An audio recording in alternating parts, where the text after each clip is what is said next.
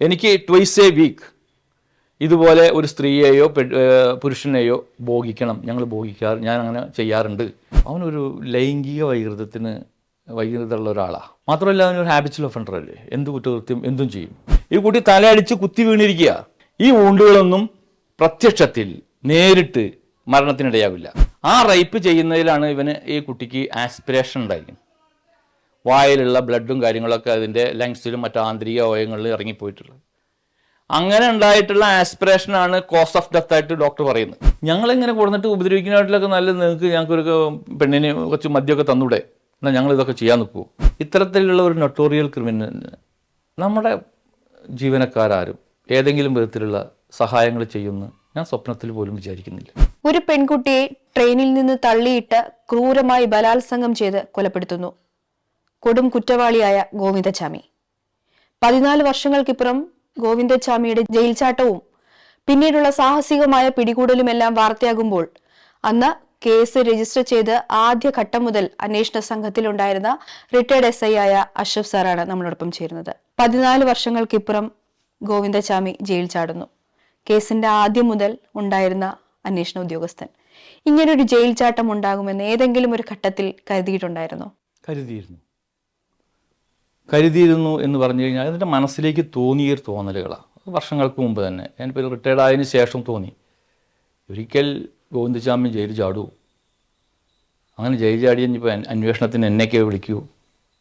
അങ്ങനെ വിളിച്ചു കഴിഞ്ഞാൽ ഞാനൊക്കെ പോകേണ്ടി വരില്ലേ? അപ്പോൾ പോകണമെങ്കിൽ അന്ന് ഞങ്ങൾ സഞ്ചരിച്ച സ്ഥലങ്ങളെല്ലാം സഞ്ചരിക്കണ്ടേ എന്നൊരു തോന്നൽ. അതിനപ്പുറമൊന്നുമില്ല. പിന്നെ ഗോവിന്ദച്ചാമിയുടെ സ്വഭാവം അറിയുന്നതുകൊണ്ടും മനസ്സിലേക്ക് അങ്ങനെ വന്നുകൊണ്ടിരുന്നതാണ്. അതിന് പ്രത്യേകിച്ച് അതിന് കാരണങ്ങളൊന്നുമില്ല. ഗോവിന്ദസ്വാമി ആരാണെന്ന് അറിയുന്നതിൻ്റെ പേരിൽ മനസ്സിലേക്ക് അങ്ങനെ ഒരു തോന്നലുകൾ വന്നിരുന്നതാണ്. ഇതന്ന് ഞാൻ കാലത്ത് നടക്കാനൊക്കെ പോയി വന്ന് തിരിച്ച് വന്ന് വീട്ടിലിവിടെ വന്നിരുന്ന് സിറ്റിലോട്ടിരുന്ന് ഒരു കാപ്പി കുടിച്ചുകൊണ്ടിരിക്കുമ്പോഴാണ് ഒരു പോലീസ് ഓഫീസർ എന്നെ വിളിച്ചത്. സാർ, ഗോവിന്ദസ്വാമി ചാടിയെന്ന്. ഞാനപ്പോൾ ആകെ സ്തബ്ധയായി. ആകെ എന്താണെന്നറിയാത്തൊരവസ്ഥയിലായി. പിന്നീട് വിളികൾ തന്നെ വന്നിരുന്നു. പോലീസിൻ്റെ വിവിധ ക്രൈം ബ്രാഞ്ചിൽ നിന്നും റെയിൽവേയിൽ നിന്നും പല വിഭാഗത്തിൽ നിന്നും പോലീസ് സ്റ്റേഷനിൽ നിന്നൊക്കെ വിളിച്ചു, പത്രക്കാർ വിളിച്ചു. അങ്ങനെ പിന്നീട് അങ്ങ് ലൈവായി നിൽക്കുകയായിരുന്നു. ഭയങ്കരമായിട്ട് പേടിച്ചിരുന്നു. പേടിയാണ്, വേറെ ഒന്നുമല്ല. അവൻ ചാടിക്കഴിഞ്ഞാൽ എന്തായാലും ക്രൈം ചെയ്യും. ക്രൈം ചെയ്യലാണ് അതിനുവേണ്ടി മാത്രമാണ് അവൻ ചാടുന്നത്. കാരണം അല്ലാതെ ഒരു കുടുംബമായി ജീവിക്കേണ്ട അവസ്ഥകളൊന്നുമില്ല, എന്ന കുടുംബ സാഹചര്യങ്ങളൊന്നുമില്ല, ബന്ധങ്ങളൊന്നുമില്ല. ചാടുന്നത് ക്രൈം ചെയ്യാനാണ്. അവൻ ഞങ്ങളോട് പറഞ്ഞ വാക്കുകളൊക്കെ അങ്ങനെയാണ്. ഒരൊറ്റക്കയ്യൻ പെൺകുട്ടിയെ തോളിലിട്ട് കൊണ്ടുപോയി മറ്റൊരു സ്ഥലത്തേക്ക് എത്തിച്ച് പീഡിപ്പിച്ചു എന്നുള്ള വാർത്തകളാണ് അന്ന് നമ്മൾ കേട്ടത്. അതിൽ നിന്നും പിന്നെ നമ്മൾ ഇപ്പോൾ കേൾക്കുന്നത് അതേ ഒറ്റക്കയ്യൻ ഇത്രയും ഉയരമുള്ള ഇത്രയും സുരക്ഷയുള്ള ജയിലിന്റെ മതിൽ ചാടി കടക്കുമെന്നത്. ആ ഒരു ഒറ്റക്കയ്യന് ഇതെല്ലാം എങ്ങനെയാണ് ഇങ്ങനെ സാധ്യമാവുന്നത്? ഗോവിന്ദസ്വാമിയെ അറസ്റ്റ് ചെയ്തതിന് ശേഷം ഞങ്ങളൊരു പൊട്ടൻസി പരിശോധനയ്ക്ക് ഹാജരാക്കുക എന്ന് പറയും. സാധാരണ നോർമൽ കേസുകളിലേക്കൊക്കെ പരിസരത്തുള്ള ഏതെങ്കിലും ഗവൺമെൻറ് ആശുപത്രിയിലെ സർജനെ കൊണ്ട് പരിശോധിപ്പിക്കാറാണ് പതിവ്. ഈ കേസിൽ പോലീസിൻ്റെ റിക്വസ്റ്റ് പ്രകാരം തൃശ്ശൂർ മെഡിക്കൽ കോളേജിലെ ഫോറൻസിക് വിഭാഗത്തിലെ ഒരു ടീം ഓഫ് ഡോക്ടേഴ്സ് തന്നെ പരിശോധിക്കണമെന്നുള്ള പോലീസിൻ്റെ റിക്വസ്റ്റ് പ്രകാരം അന്നത്തെ ഫോറൻസിക് വിഭാഗത്തിലെ ഡോക്ടർ ഹിതേഷ് ശങ്കറിൻ്റെ നേതൃത്വത്തിൽ ഒരു ടീം ഓഫ് ഡോക്ടേഴ്സാണ് ഇവനെ പൊട്ടൻസി പരിശോധന നടത്തിയത്. ലൈംഗിക ക്ഷമത പരിശോധിക്കുക, ഇവൻ്റെ ആരോഗ്യ രീതികൾ പരിശോധിക്കുക, ശരീരപ്രകൃതി പരിശോധിക്കുക, ഇവനിലേറ്റിട്ടുള്ള വൂണ്ടുകൾ, ഇവൻ്റെ മറ്റുള്ള കാര്യങ്ങൾ എല്ലാം വിശദമായി പരിശോധിച്ച് അതിന് സർട്ടിഫിക്കറ്റ് തന്ന് അതിന് മൊഴി തരണം പോലീസിന്. അതാണ് നമ്മുടെ റിക്വസ്റ്റ്. അതാണ് ഡോക്ടർമാർ ചെയ്യേണ്ടത്. പോലീസിനെല്ലാം പുറത്ത് നിർത്തിയതിനു ശേഷം ഡോക്ടർമാർ ഈ പ്രതിയെ ഉള്ളിലേക്ക് കൊണ്ടുപോയി ടീം ഓഫ് ഡോക്ടർമാർ വിശദമായി പരിശോധിച്ചു. ഗോവിന്ദച്ചാമിക്ക് അന്നുണ്ടായ പ്രായത്തിൻ്റെയും അവൻ്റെ ബോഡി ഷേപ്പിൻ്റെ അനുസരിച്ച് സാധാരണ വ്യക്തിക്ക് എന്തെല്ലാം കാര്യങ്ങൾ ചെയ്യാൻ പറ്റുമോ അതിലപ്പുറവും ചെയ്യാനുള്ള പ്രാപ്തി, കഴിവ് ശാരീരികമായും മാനസികമായും അവനുണ്ട് എന്ന് വ്യക്തമായ ശാസ്ത്രീയ പരിശോധനകളുടെ അടിസ്ഥാനത്തിൽ സർട്ടിഫൈ ചെയ്തതാണ്. അല്ലാണ്ട് ഒരു പോലീസുകാരനോ ഒരു പോലീസ് ഉദ്യോഗസ്ഥനോ അന്വേഷണ ഉദ്യോഗസ്ഥനോ പറഞ്ഞാൽ അവനത് ചെയ്യും എന്ന് വെറുതെ പറയുന്നതല്ല. ഈ പ്രതി ആ സമയത്ത് ഡോക്ടർമാരോട് ഒരു മൊഴി പറഞ്ഞിട്ടുണ്ട്. പോലീസിൻ്റെ ആബ്സെൻസിൽ പറയുന്ന അത്തരം മൊഴികളൊക്കെ എക്സ്ട്രാ ജുഡീഷ്യൽ കൺഫെഷൻ എന്ന് പറയും. അതായിട്ട് ആ ട്രയൽ കോടതിയും ഹൈക്കോടതിയും അത് എക്സ്ട്രാ ജുഡീഷ്യൽ കൺഫെഷനായിട്ട് തന്നെ കണ്ട് തെളിവായി സ്വീകരിച്ചിട്ടുണ്ട്. ഡോക്ടറോട് പറഞ്ഞ മൊഴി. ഡോക്ടറോട് പറഞ്ഞിട്ടുണ്ട് ഈ കാര്യങ്ങൾ കുറ്റകൃത്യങ്ങൾ ചെയ്തതൊക്കെ ഞാനാണ്. എനിക്ക് ട്വൈസ് എ വീക്ക് ഇതുപോലെ ഒരു സ്ത്രീയെയോ പുരുഷനെയോ ഭോഗിക്കണം, ഞാൻ അങ്ങനെ ചെയ്യാറുണ്ട്. കൂടാതെ നല്ല ഭക്ഷണം കഴിക്കണം, ബിരിയാണി അതുപോലുള്ള നല്ല ഭക്ഷണം കഴിക്കണം എന്നുള്ള വിവരങ്ങളൊക്കെ ഡോക്ടറോട് പറഞ്ഞത് ഡോക്ടർ രേഖപ്പെടുത്തിയതാണ്. അവിടെ പോലീസിൻ്റെ പ്രസൻസ് ഇല്ല. പോലീസിൻ്റെ പ്രസൻസിൽ ഒരു പ്രതി പറയുന്ന കാര്യങ്ങളെയാണ് തെളിവല്ലാതിരിക്കൂ. പോലീസിൻ്റെ ആബ്സെൻസിൽ ഡോക്ടറോട് പറഞ്ഞ മൊഴിയാണ്. സാർ എങ്ങനെയാണ് ഈ കേസിന്റെ ഭാഗമാകുന്നതും അന്വേഷണത്തിന്റെ പങ്കാളിയാകുന്നതുമെല്ലാം? 1/2/2011 ഷൊർണൂർ പോലീസ് സ്റ്റേഷൻ ലിമിറ്റിൽ ഒരു വെടിക്കെട്ട് അപകടം നടക്കുകയാണ്. വെടിക്കെട്ട് അപകടം നടന്ന സ്ഥലത്ത് പോയി അവിടെ പരിക്ക് പറ്റിയവരെയൊക്കെ ആശുപത്രിയിൽ കൊണ്ടുപോകുന്നതിനും മരണപ്പെട്ടവരെയൊക്കെ കയറ്റിവിടുന്നതിനും മറ്റുള്ള കാര്യങ്ങൾക്കൊക്കെ സഹായങ്ങളൊക്കെ ചെയ്ത് അന്ന് വൈകുന്നേരത്തോട് കൂടിയിട്ട് എല്ലാം കഴിഞ്ഞ് ഞങ്ങളൊക്കെ തിരിച്ച് വീട്ടിൽ വന്ന് ഞാൻ കുളിയൊക്കെ കഴിഞ്ഞ് ഭക്ഷണം കഴിച്ച് ഇങ്ങനെ എൻ്റെ വീട്ടിലിങ്ങനെ ഇരിക്കുന്ന സമയത്താണ് ചെറുതുരുത്തി ഭാഗത്തു നിന്ന് നമുക്ക് പരിചയമുള്ള കുറേ ഇൻഫർമെൻറ്റുകൾ ഉണ്ടാവുമല്ലോ, മറ്റേ നാട്ടുകാരുണ്ടാവും പരിചയമുള്ളവർ. അവർ വിളിച്ചു പറഞ്ഞു, സാർ ഒരു പെൺകുട്ടി ഇങ്ങനെ ട്രെയിനിൽ നിന്ന് വീണിട്ടുണ്ട്, ചാടിയാ എന്താണെന്ന് അറിയില്ല, ഒരു പെൺകുട്ടി വീണിട്ടുണ്ട്. ആ വീണ പെൺകുട്ടി ചാടിയതോ വീണതോ എന്നല്ലാന്നാണ് തോന്നുന്നത് സാർ, അത് പൂർണ്ണമായിട്ടും നഗ്നയായിട്ടാണ് കിടക്കുന്നത്. അതിൻ്റെ സ്വകാര്യ ഭാഗങ്ങളിൽ നിന്നൊക്കെ ഡിസ്ചാർജുകൾ അവരുടെ ഭാഷയിലാണ് പറഞ്ഞത്. ഞാനത് എങ്ങനെയൊക്കെ വന്ന് രീതിയിലാണ് കിടക്കുന്നത്, സാറ് പെട്ടെന്ന് പോന്നോളൂ. അപ്പോൾ അവർക്കൊക്കെ അറിയാം ഞാനിവിടെ മറ്റേ ഇൻവെസ്റ്റിഗേഷൻ ടീമിൽ പെട്ട ആളാണ് എന്നുള്ളത് അറിയാം. അതിൻ്റെ പേരിൽ പെട്ടെന്നോളൂ, ഗ്ലൗസൊക്കെ ഇട്ട് പോരൂ എന്ന് പറഞ്ഞിട്ട് ആ കുട്ടീനെ ആശുപത്രിയിലേക്ക് കൊണ്ടുപോയിട്ടുണ്ട് ഒരു കാറിൽ, പെട്ടെന്ന് പോന്നോളൂ പറഞ്ഞു. ഈ വിവരം ഞാൻ CI സാറിനെ വിളിച്ചു പറഞ്ഞു. അപ്പോൾ CI സാറിനെ അപ്പോഴും ആരാം കൂടി വിളിച്ചിരിക്കുന്നു. CI സാർ അഷ്റഫെ ഞാൻ അറിഞ്ഞിട്ടുണ്ട്, പെട്ടെന്ന് റെഡിയാകുമെന്ന് പറഞ്ഞു. അങ്ങനെ ഞാനും CI എൻ്റെ കൂടെ ഉണ്ടായിരുന്ന ഷെയ്ഖ് എന്ന പോലീസുകാരനും കൂടിയിട്ട് ആ സമയത്ത് വണ്ടിയിൽ കയറിപ്പോയതാണ്. സംഭവ സ്ഥലത്ത് ചെന്നു. അപ്പോൾ കുട്ടീനെ അവിടേക്ക് കൊണ്ടുപോയിട്ടുണ്ടെന്ന് പറഞ്ഞു. അവിടെയൊക്കെ പ്രാഥമിക അന്വേഷണം നടത്തിയപ്പോൾ സംഭവങ്ങൾ ഇങ്ങനെ ഉണ്ടായിട്ടുണ്ട്, ഇങ്ങനെ ഒറ്റ കൈയിനെ അവിടെ കണ്ടിരുന്നു. ആ റെയിൽവേ സ്റ്റേഷനിൽ, ഷൊർണൂർ റെയിൽവേ സ്റ്റേഷനിൽ അങ്ങനെ വിവരം വെള്ളത്തോൾ നഗർ റെയിൽവേ സ്റ്റേഷനിൽ കിട്ടിയിട്ടുണ്ട്. അതിൻ്റെ പ്രകാരം അവിടെ അന്വേഷിച്ച് പോയിരുന്നു എന്നുള്ള വിവരങ്ങളും അങ്ങനെ പ്രാഥമിക ഒരു അന്വേഷണം നടത്തിയപ്പോൾ ഒരു ഒറ്റക്കയ്യനാണ് അവിടെ ഉണ്ടായിരുന്നത്, കുട്ടി ഇങ്ങനെ പരിക്കൊക്കെ ഉണ്ട്, കരച്ചിൽ കേട്ടിരുന്നു എന്നുള്ള ഒരു ചെറിയ വിവരങ്ങളൊക്കെ കിട്ടിയുള്ളൂ. ഈ വിവരത്തിൻ്റെ അടിസ്ഥാനത്തിൽ ആശുപത്രിക്ക് പോലീസ് പോയിട്ടുണ്ടെന്നും പറഞ്ഞു. അവിടെ ചെറുതുരുത്തി പോലീസിൻ്റെ ഗോപി എന്ന് പറഞ്ഞ ASIയുടെ നേതൃത്വത്തിൽ പോലീസ് അങ്ങോട്ട് പോയിട്ടുണ്ട് എന്ന് വിവരം പറഞ്ഞപ്പോൾ ഗോപിയെ വിളിച്ച് വിവരം പറഞ്ഞു. CI സാർ വിളിച്ച് വിവരം പറഞ്ഞു, ഇത് വളരെ ഗൗരവതരമായിട്ടുള്ളൊരു കേസാണെന്നാണ് തോന്നുന്നത്. അപ്പോൾ നിങ്ങൾ കുട്ടിയെ വേണ്ട വിധത്തിൽ പരിശോധിക്കാൻ ഡോക്ടർമാരോട് പറയണം, ഗൈനക്കോളജി വിഭാഗം ഡോക്ടറോട് പരിശോധിക്കാൻ പറയണം. അതിൻ്റെ വജൈനൽ സ്വാബ്, വജൈനൽ സ്മീർ, പുബിക് ഹെയർ തുടങ്ങി ശാസ്ത്രീയ തെളിവുകൾക്ക് ആവശ്യമായിട്ടുള്ള എല്ലാം പ്രിസർവ് ചെയ്യാൻ ശേഖരിക്കുന്നതിന് അവരോട് നിർദ്ദേശിക്കണം. കൂടാതെ ആ കുട്ടിയുടെ വസ്ത്രങ്ങളും മറ്റു കാര്യങ്ങളൊന്നും നഷ്ടപ്പെടാതെ സൂക്ഷിക്കാൻ പറയണം എന്നുള്ള വിവരങ്ങളൊക്കെ പോലീസിനോട് മറ്റേ ASI വിളിച്ചു പറഞ്ഞു. ഞങ്ങൾ ഈ ഒറ്റക്കയ്യനെ അന്വേഷിച്ച് വിവിധ സ്ഥലങ്ങളിൽ അന്ന് രാത്രി തന്നെ ഓടാൻ തുടങ്ങി. മറ്റു വിവരങ്ങളൊന്നും നമുക്ക് അറിയില്ല. അങ്ങനെ ഈ പറഞ്ഞ പ്രകാരമുള്ള പ്രവൃത്തികളൊക്കെ ASI ഗോപി അവിടെ നടത്തി. അതിനുശേഷം അവിടെ അപ്പോഴേ ഹാജരായിട്ടുള്ള അവൻ്റെ മകനുണ്ട്, ഈ പെൺകുട്ടിയുടെ സഹോദരനെ കണ്ടു, സംസാരിച്ച് അവിടെ അവരുടെ മൊഴിയും രേഖപ്പെടുത്തി. ഗോപി സാറ് നേരെ ASI വന്ന് നേരെ കേസ് FIR ഇട്ടു. ഞങ്ങൾ ഈ ഒറ്റക്കയ്യനെ അന്വേഷിച്ച് എല്ലാ ഭാഗങ്ങളും റെയിൽവേ സ്റ്റേഷനുകൾ കറങ്ങി നടന്നു. അതിനെക്കുറിച്ച് യാതൊരു വിവരം കിട്ടില്ല. അങ്ങനെ സ്റ്റേറ്റിൻ്റെ എല്ലാ ഭാഗത്തേക്കും മെസ്സേജ് കൊടുത്തു, എല്ലാ റെയിൽവേ സ്റ്റേഷനിലേക്കും എല്ലാ പോലീസ് സ്റ്റേഷനിലേക്കും മെസ്സേജ് കൊടുത്തു. ട്രെയിനുമായി ബന്ധപ്പെട്ട് ജീവിച്ചു വരുന്ന ഏതെങ്കിലും ഒറ്റക്കയ്യന്മാരായിട്ടുള്ള ആളുകളെ ഉണ്ടെങ്കിൽ പരിശോധിക്കണം, അന്വേഷിക്കണം, കണ്ടെത്തണം, പിടികൂടണം എന്ന് പറഞ്ഞിട്ടുള്ള മെസ്സേജുകൾ സ്റ്റേറ്റ് മൊത്തം കൊടുത്തു. അത് പ്രകാരം ജില്ലയുടെ സംസ്ഥാനത്തിൻ്റെ വിവിധ ഭാഗങ്ങളിലുള്ള ആളുകളെയൊക്കെ ഇതേമാതിരിക്ക് പിടിച്ചിട്ട് നമുക്ക് ഫോട്ടോ അയച്ചു തന്നിരുന്നു. ഓരോരുത്തർ അയച്ചു തന്നിരുന്നു. അങ്ങനെ പിറ്റേന്ന് നേരം വെളുത്തു. വൈകുന്നേരം ആകാറാകുമ്പോൾ ഞങ്ങൾ ഇതേമാതിരിക്ക് കുട്ടിയുടെ ലൊക്കേഷൻ കിട്ടി, നഷ്ടപ്പെട്ട മൊബൈലിൻ്റെ ലൊക്കേഷൻ കിട്ടി. ആ ലൊക്കേഷൻ നോക്കിയപ്പോൾ അത് പുതുപ്പെരിയാർ എന്ന് പറഞ്ഞ സ്ഥലത്താണ് കണ്ടത്. അപ്പോൾ ഞങ്ങൾ മൊബൈൽ ഫോണിൻ്റെ ലൊക്കേഷനിലേക്ക് ഞങ്ങൾ അന്ന് ചെറുതുരുത്തി പോലീസ് സ്റ്റേഷനിൽ ഞാൻ CI സാർ എല്ലാവരും കൂടിയിട്ട് യാത്ര ചെയ്യാൻ വേണ്ടി ഇറങ്ങി. കുറച്ച് വന്നപ്പോഴേക്കും പാലക്കാട് നിന്നൊരു ഫോൺ വന്നു. അന്നത്തെ റെയിൽവേ DYSP സുനിൽ കുമാർ സാറിൻ്റെ. ഞങ്ങൾക്കൊരു ഒറ്റക്കൈനെ കിട്ടിയിട്ടുണ്ട്, അവനൊന്നും പറയുന്നൊന്നുമില്ല, ഒന്ന് പരിശോധിക്കേണ്ടതുണ്ട് എന്ന് പറഞ്ഞു. എന്നാൽ കൊണ്ടുവരാൻ പറഞ്ഞു. അങ്ങനെ അവനുമായിട്ട് ഇവിടെ വന്നു. ഇവിടെ വന്നപ്പോൾ അന്നത്തെ ഈ സംഭവം നടന്ന ദിവസം വെള്ളത്തോൾ നഗർ റെയിൽവേ സ്റ്റേഷൻ്റെ അവിടെ ഇവനെ കണ്ട കുറേ ആളുകളുണ്ട്, ദൃക്സാക്ഷി മീൻസ് ഈ പ്രതിയെ നേരിട്ട് കണ്ടിട്ടുള്ള ആളുകളുണ്ട്. അവരെ കൊടുന്ന് കാണിച്ചു. അപ്പോൾ അവരുമായി വെച്ചിട്ട് നമ്മൾ ഈ പ്രതിയുടെ രേഖാചിത്രം രേഖപ്പെടുത്തിയിട്ടുണ്ട്. അപ്പോൾ തന്നെ രേഖാചിത്രം അന്ന് രാത്രി കണ്ട സംഭവം ഉണ്ടായപ്പോൾ അവരെയൊക്കെ വിളിച്ചു വരുത്തി രേഖാചിത്രം ഉണ്ടാക്കിയിട്ടുണ്ട്. അതിനെ സാമ്യം കണ്ടു. ഈ സാക്ഷികളെ വിളിച്ചു ചോദിച്ചപ്പോൾ ഇവൻ തന്നെയാണ് എന്ന് ഒരു വാക്കും പറഞ്ഞു. ഞങ്ങളിവിടെ അവർ കണ്ടിരിക്കുന്നത് റോട്ടിലാണ്. റോട്ടിൽ നിന്നും റെയിൽവേ ട്രാക്കിൽ നിന്നും കയറി വരുന്ന വിഭാഗത്തിലാണ് ഈ സാക്ഷികൾ കണ്ടിരിക്കുന്നത്. നമുക്ക് കണ്ട ട്രെയിനിൽ വെച്ചിട്ടും ട്രെയിനിൽ കയറുന്നതും ഇറങ്ങുന്നതും കണ്ട രണ്ട് സാക്ഷികളുണ്ട്. PW4 and 40, ഒരു മലപ്പുറംകാരനും ഒരു വയനാട്ടുകാരനുമായിട്ടുള്ള ആളുകൾ. അപ്പോൾ അവരെയും കൂടി കാണിച്ച് ഐഡൻറ്റിഫൈ ചെയ്താലേ നമുക്ക് ഇവനാണെന്ന് ഉറപ്പിക്കാൻ പറ്റൂ. ഇവൻ ആദ്യഘട്ടത്തിലൊന്നും കൺഫസ് ചെയ്തിട്ടില്ല, കുറേ ചോദിച്ചു. പിന്നെ ഇവൻ പിടിക്കപ്പെടുന്നത് പാലക്കാടാണ്. അപ്പോൾ പാലക്കാട് ഇവനുമായിട്ട് ബന്ധപ്പെട്ട ആളുകളെ ഒരു മൊബൈൽ ഫോൺ എന്ത് ചെയ്തു എന്നൊക്കെ അറിയാൻ വേണ്ടിയിട്ട് ഇവനുമായിട്ട് ഞങ്ങൾ CSR ഞങ്ങൾക്ക് ബോധ്യമായി, ഒരു കൂടുതൽ ഭാഗം ബോധ്യമായി. എന്നാലും അറസ്റ്റുമായി ബന്ധപ്പെട്ട് ഉള്ള എവിഡൻസുകൾ കിട്ടാത്തതിൻ്റെ പേരിൽ അറസ്റ്റ് കാണിച്ചിട്ടില്ല. വൈകുന്നേരത്താണ് ഇത് അങ്ങനെ അവനുമായി ഞങ്ങൾ പാലക്കാട് പോയി. ഈവൻ മൊബൈൽ ഫോൺ വിൽക്കാൻ സഹായിച്ചിട്ടുള്ള ആളുകളെ അന്വേഷിച്ചു. അപ്പോൾ അവരൊക്കെ ജോലിക്ക് പോയിരിക്കുകയാണ്. സ്വാഭാവികമായിട്ടും അപ്പോൾ അവരെ കണ്ടെത്താൻ കഴിഞ്ഞില്ല. അങ്ങനെ ഇരിക്കുമ്പോൾ ഇവൻ ഞങ്ങളോട് പറഞ്ഞൊരു അഡ്രസ്സ് ഉണ്ട്, Charlie son of Antony, Pookkadatheruvu, Coimbatore. അതാണ് അവൻ്റെ അഡ്രസ്സ്. ഇവനുമായി നേരെ കോയമ്പത്തൂർ പോയി. പാലക്കാട് നിന്ന് കോയമ്പത്തൂർ എളുപ്പമല്ലേ. അപ്പോൾ ഈ കേസൊന്നും ആ സമയത്ത് സെൻസേഷണൽ ആയിട്ടില്ല, അങ്ങനെ ആവാത്തൊരവസ്ഥയിലാണ്. ജനങ്ങളൊക്കെ അറിഞ്ഞു വന്നുകൊണ്ടേയിരിക്കുന്നുള്ളൂ, മാധ്യമങ്ങളൊക്കെ അറിഞ്ഞു വന്നുകൊണ്ടേയിരിക്കുന്നുള്ളൂ. ഞങ്ങൾ ഇവനുമായി പാലക്കാട് പോയി, കോയമ്പത്തൂർ പോയി അഡ്രസ്സ് വെരിഫൈ ചെയ്യാൻ ഇവനോട് വീട് കാണിച്ചു തരാൻ പറയുമ്പോൾ ഈ അഡ്രസ്സില്ല, അവന് വീട് കാണിച്ചു തരാൻ പറ്റുന്നില്ല. പല സ്ഥലങ്ങളിലും കറങ്ങി, പല സ്ഥലങ്ങളിലും കറങ്ങിയിട്ട് വീട് കാണിച്ചു തരുന്നില്ല. അപ്പോൾ ഞങ്ങൾക്ക് സംശയമായി. അങ്ങനെ 1-2 പോലീസ് സ്റ്റേഷനുകളിൽ റെയിൽവേ പോലീസുമായി ബന്ധപ്പെട്ട് അവിടെ കയറി. അപ്പോൾ അവനറിയോ എന്നുള്ള കാര്യങ്ങളൊക്കെ ചോദിച്ചപ്പോൾ ഒരു പോലീസ് സ്റ്റേഷനിൽ, 2-മോ 3-മോ കയറിയ ഒരു പോലീസ് സ്റ്റേഷനാണ്. സിറ്റിയിൽ 2-3 പോലീസ് സ്റ്റേഷനിൽ, റെയിൽവേ പോലീസ് സ്റ്റേഷനുകൾ. അവിടുത്തെ ഒരു വനിതാ പോലീസ്, അവരുടെ പേരൊന്നും എനിക്ക് ഓർമ്മയില്ല, 10-15 കൊല്ലം, ഒരു വനിതാ ഹെഡ് കോൺസ്റ്റബിൾ ഡ്യൂട്ടിയിലുണ്ടായിരുന്ന ഹെഡ് കോൺസ്റ്റബിൾ, സാറേ എനിക്ക് സന്ദേഹം ഇருக்கு എന്നൊക്കെ പറഞ്ഞ്, ഇവൻ ഈ പേര് അല്ല, ഇത് അഡ്രസ്സ് ശരിയല്ല, ഇത് പോയി സൊല്ലറേ എന്നൊക്കെ പറഞ്ഞ് ആ ഒരു സേലം പോലീസ് സ്റ്റേഷനിലേക്ക് വിളിച്ചു.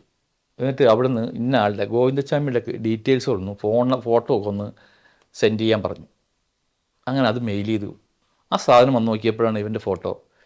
ഇവൻ അപ്പോഴാണ് ഗോവിന്ദസ്വാമിയാണെന്നും ഒരു ഹാബിച്വൽ ഒഫൻഡറാണെന്നും നിരവധി കേസുകളിലെ പ്രതിയാണെന്നും അവിടെ വാറണ്ടുള്ള പ്രതിയാണെന്നും ഒരു 397 എന്ന് പറഞ്ഞാൽ റോബറി നടത്തിയിട്ടുള്ള ഒരു കേസിലെ പ്രതിയാണെന്നും ഒരു സ്ത്രീയെ ഉപദ്രവിച്ചിട്ട് അതിൽ വാറണ്ടുള്ള പ്രതിയാണെന്നൊക്കെ ഒളിവിൽ കഴിയുന്ന പ്രതിയാണെന്നൊക്കെ അപ്പോഴാണ് മനസ്സിലാവുന്നു. അപ്പോഴേ ഞങ്ങൾക്ക് ഇവൻ ഗൗരവമുള്ള ഒരാളാണ്, നമ്മളൊരു ബെഗർ അത്രേ നമ്മൾ കരുതിയിട്ടുള്ളൂ. ഈ കുറ്റകൃത്യത്തിൻ്റെ മറ്റ് ഗ്രാവിറ്റികളും നമുക്ക് അറിയില്ലല്ലോ. ഈ കുട്ടി ട്രീറ്റ്മെൻറ്റിൽ അങ്ങനെ പോയിരിക്കുന്നത് അന്നത്തെ 2-മത്തെ ദിവസമാണല്ലോ അത്. അങ്ങനെ അവനുമായിട്ട് ഞങ്ങൾ തിരിച്ചു വന്നു. അപ്പോൾ തമിഴ്നാട് പോലീസ് ഞങ്ങളോട് ചോദിച്ചിട്ടോ, ഇവനെങ്ങ് തന്നേക്ക്, ഇവിടുത്തെ കേസിൻ്റെ ഗ്രാവിറ്റി ഒന്നും അവർക്കും അറിയില്ല, ഞങ്ങളും അത്ര ഗൗരവം കണ്ടില്ല. സാധാരണ ഒരു കേസ് ഉണ്ടായി, അപ്പോൾ ഇതിൽ സംശയിക്കുമ്പോൾ നമ്മൾ ഈ കുറ്റകൃത്യങ്ങൾക്ക് ഇന്ന കാര്യങ്ങളൊക്കെ ചെയ്യണം എന്നുള്ള നിർദ്ദേശങ്ങൾ കൊടുത്തു. ഇപ്പോൾ ഞങ്ങൾ അവിടുന്ന് അവനുമായിട്ട് തിരിച്ചു പോന്നു. ഇവിടെ വന്ന് പാലക്കാട് വന്നു, ഇവിടെ വന്ന് അപ്പോഴേക്കും ഞങ്ങൾ വിളിച്ചു പറഞ്ഞിരുന്നു. PW4 and 40 ഫോൺ നമ്പർ തന്നിരുന്നു. ആ ഫോൺ നമ്പറിൽ അവരെ വിളിച്ചിരുന്നു ഇവനെ കിട്ടിയിടുമ്പോൾ തന്നെ. അങ്ങനെ അവർ വയനാട്ടിൽ നിന്നും മലപ്പുറത്തു നിന്നും വന്നു. രാത്രി 3-ാം തീയതി രാത്രി വളരെ വൈകി അവർ എത്തി. അവരെ നമ്മൾ കണ്ട് ഐഡൻറ്റിഫൈ ചെയ്യിച്ചു. അപ്പോൾ അവർ പറഞ്ഞു ഇവൻ തന്നെയാണ് ട്രെയിനിൽ കയറുന്നതും ഇറങ്ങുന്നതും ആ കമ്പാർട്ട്മെൻറ്റിൽ ചാടുന്നത് കണ്ടു ഇവനാണ്. ആ കമ്പാർട്ട്മെൻറ്റിൽ മുന്നേ ഞങ്ങളുടെ കമ്പാർട്ട്മെൻറ്റിൽ നിന്ന് ഇറങ്ങിപ്പോകുന്നതും ഈ കുട്ടിയിരിക്കുന്ന കമ്പാർട്ട്മെൻറ്റിൽ അതിൽ പോകുന്നതൊക്കെ കണ്ടത് ആ കണ്ട പ്രതി ഇവൻ തന്നെയാണ്, ആൾ ഇവൻ തന്നെയാണെന്ന് ആ 2 സാക്ഷികളും ഐഡൻറ്റിഫൈ ചെയ്തു. അതോടുകൂടി എവിഡൻസ് ക്ലിയറായി.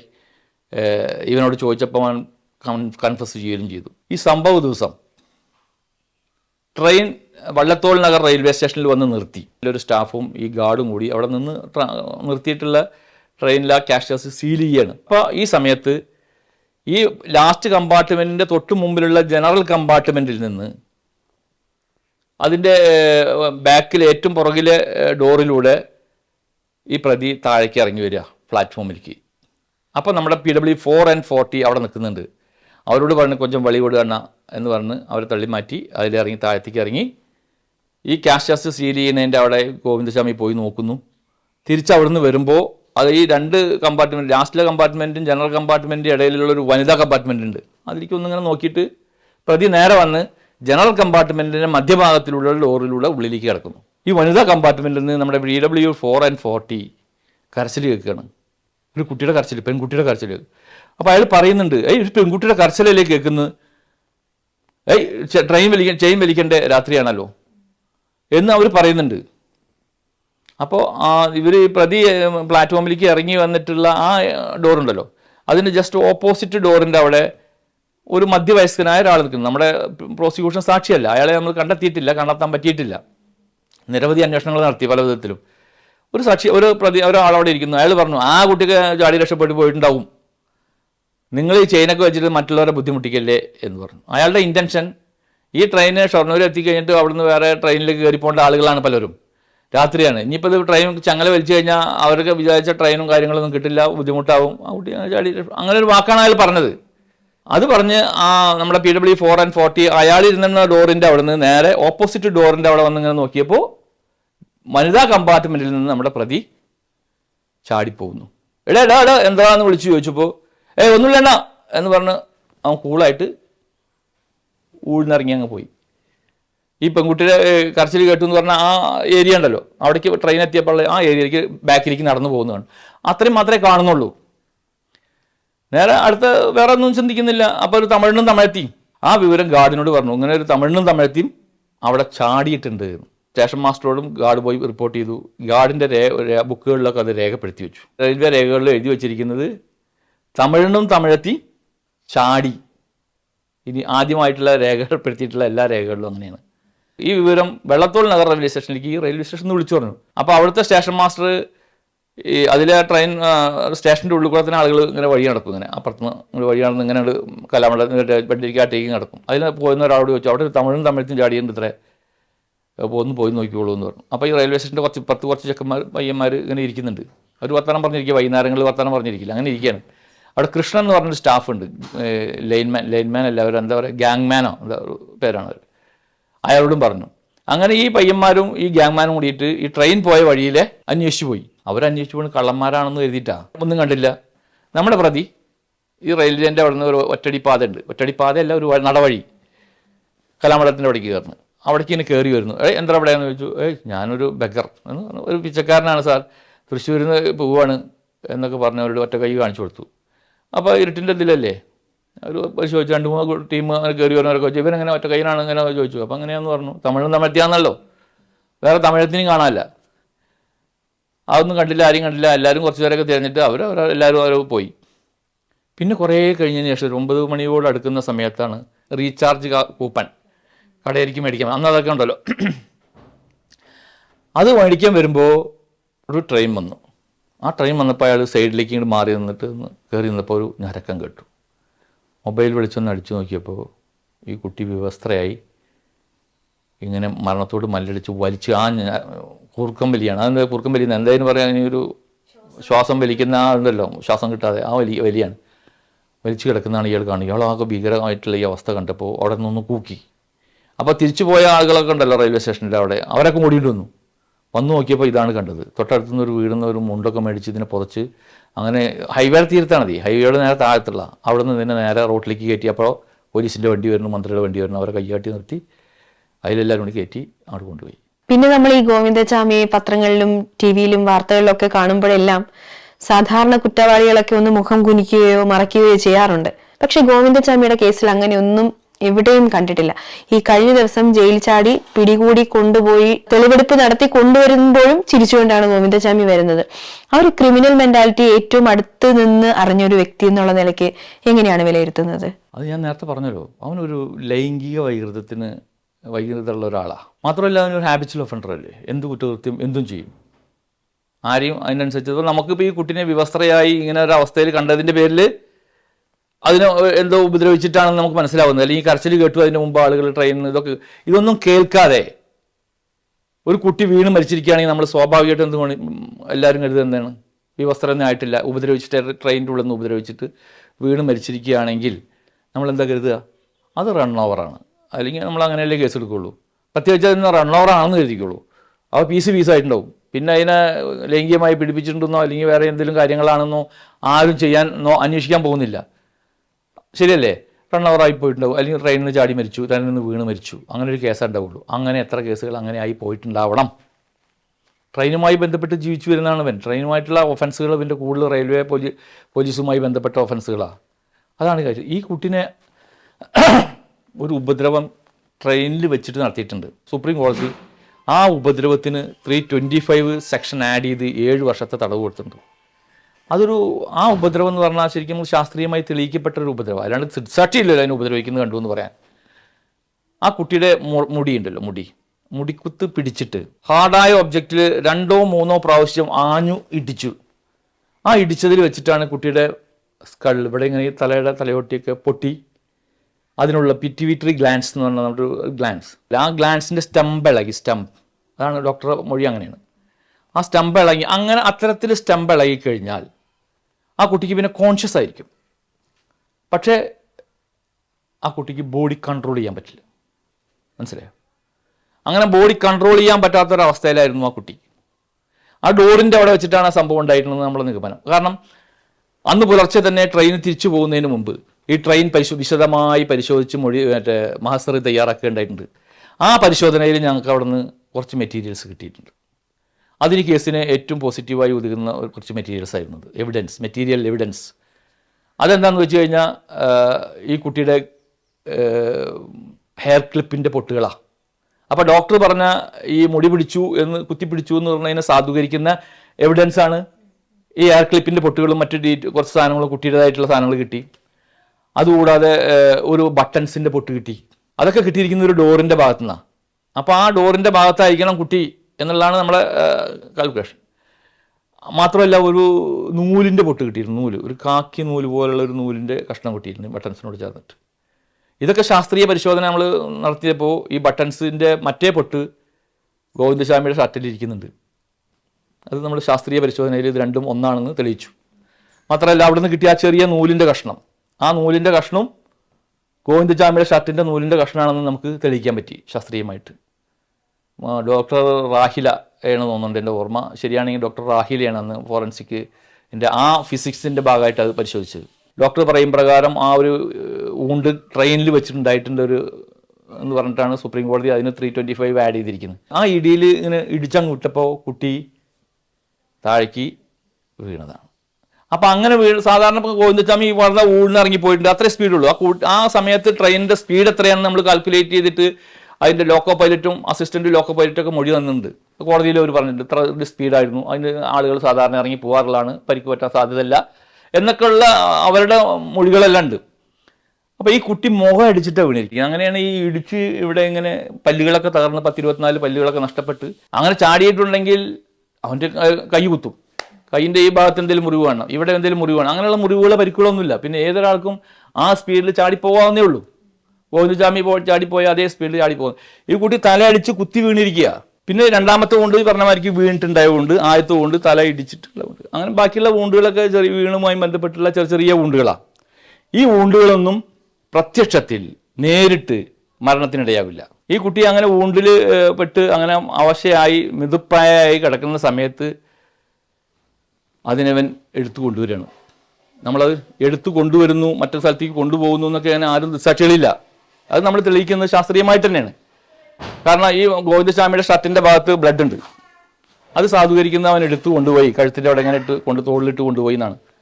മാത്രമല്ല ഈ പോയ വഴിക്ക് ബ്ലഡിൻ്റെ സ്റ്റെയിൻ ഉണ്ട്, ഇങ്ങനെ ബ്ലഡ് സ്റ്റെയിൻ ഉണ്ടാവില്ലേ, ആ സ്റ്റെയിൻ ഇങ്ങനെ വീണിട്ടതിൻ്റെ സ്റ്റാർ മാർക്ക് ഉണ്ട്. ഒരു സ്റ്റെയിൻ വീണ് കഴിഞ്ഞാൽ സ്റ്റാറായിട്ട് കാണില്ലേ, ആ സ്റ്റാറിൻ്റെ ലെഗിൻ്റെ ലെങ്ത് നോക്കിയിട്ടാണ് ശാസ്ത്രീയമായ പരിശോധന നടത്തിയിട്ടാണ് എത്ര ഉയരത്തിൽ നിന്നാണ് ഈ സ്റ്റാർ വന്നിരിക്കുന്നത് അല്ലെങ്കിൽ മറ്റേ ഡ്രോപ്പ് വന്നിരിക്കുന്നത് നമ്മൾ കണക്കൂട്ടിരുന്നു. അങ്ങനെ ഉയരം കണക്കൂട്ടുമ്പോൾ അത് ഗോവിന്ദസ്വാമി എടുത്തിട്ട് പോയതാണ്.